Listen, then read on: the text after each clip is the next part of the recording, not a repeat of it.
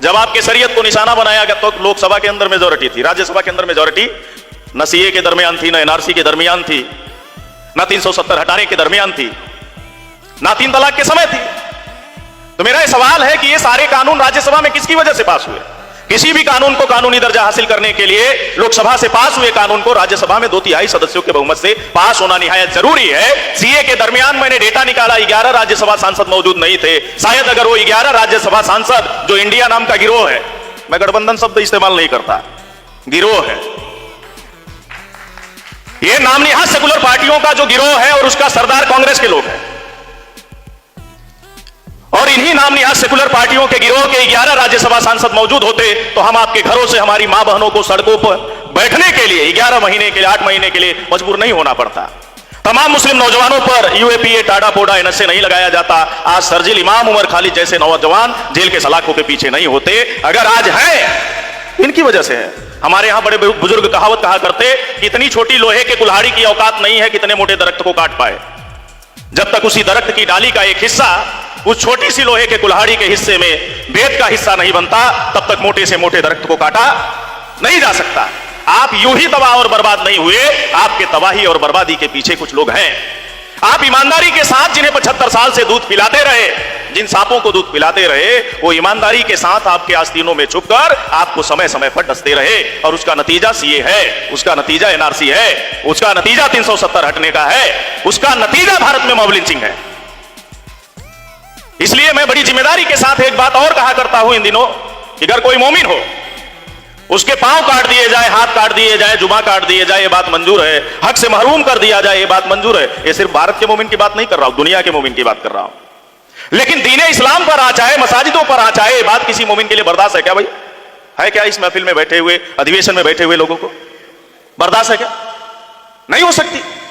जब ये बात बर्दाश्त नहीं हो सकती तो आज से कई अरसे पहले, कई सदी पहले जिन्होंने बाबरी मस्जिद में ताले डलवाए, उन्हें आज तक कैसे बर्दाश्त कर रहे हो? कौन सा दीनी नजरिया है आपका? मेरा सवाल है, उन्हें आज तक आप कैसे बर्दाश्त कर रहे हो जिन्होंने बाबरी मस्जिद के ताले खुलवाए और जिसका प्राइम मिनिस्टर था राजीव गांधी, जाकर शिलान्यास करके आया? उन्हें कैसे बर्दाश्त कर रहे हो भाई? और एक आपकी तारीखी मस्जिद अगर आज जमींदोज की गई तो उसकी मां कांग्रेस है। आपकी सैकड़ों तारीखी मस्जिदें अभी जमींदोज की गई तो उसकी मां कांग्रेस है।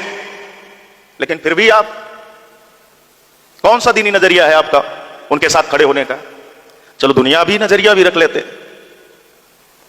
इस देश में धार्मिक आधार पे जो तमाम शेड्यूल कास्ट और ट्राइबल से मुस्लिम बने, ईसाई बने, तमाम धर्मों के लोगों को आर्टिकल 341 के अंतर डाला गया। लेकिन भारत में मुसलमानों को और क्रिश्चियनों को आर्टिकल 341 के हक से दूर किया गया, और वो संशोधन करके आपको दूर करने वाला प्राइम मिनिस्टर कांग्रेस का पंडित जवाहरलाल नेहरू था।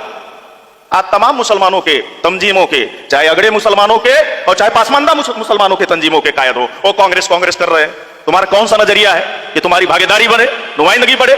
जिन्होंने तुम्हारे पैर पे कुल्हाड़ी मार दी, आर्टिकल 341 की भाग की धारा 3 बनाकर संशोधन करके आपको वंचित कर दिया गया, आपका रिप्रेजेंटेशन, आपको रिप्रेजेंटेशन से दूर कर दिया। कौन सा नजरिया है? अरे जिस कांग्रेस पे सन 1948 में सरदार वल्लभ भाई पटेल ने पाबंदी लगाई, वो नहीं रहे इस दुनिया में। उस पाबंदी को किसने हटाया? कांग्रेस ने हटाया। और ये महाराष्ट्र में राष्ट्रीय अधिवेशन कर रहे हैं। 29 सितंबर 2008 को मालेगांव में सिलसिलेवार बम धमाके हुए, शब बारात के रोज हमारे लोगों का बेरहमी के साथ कत्ल कर दिया गया। मैं सैल्यूट करता हूं हजरत मौलाना अब्दुल हमीद अजहरी रहमतुल्लाह अलैह साहब की कोशिश रही, कुल जमाती तंजीम बनाई, और जब एटीएस के चीफ बने, आईपीएस से मन कर करे साफ साफ तफ्सीस की, तो पहली बार असल टेररिस्ट पकड़े गए। कर्नल प्रसाद पुरोहित, दयानंद पांडे, सुधाकर उपाध्याय जैसे लोग। 2004 से लेकर 14 तक किसकी गवर्नमेंट थी? केंद्र और स्टेट में किसकी गवर्नमेंट थी? शायद कांग्रेस के लोगों ने इस घटना को अंजाम देने वाले, मालेगांव की घटना को अंजाम देने वाले लोगों को फांसी चढ़ाए होते तो आज देश में इस तरह की घटनाएं होना बंद हो जाती। और इन घटनाओं में जो शामिल लोग थे वो सनातन प्रभात के लोग थे, विश्व हिंदू परिषद के लोग थे, अभिनव भारत के लोग थे।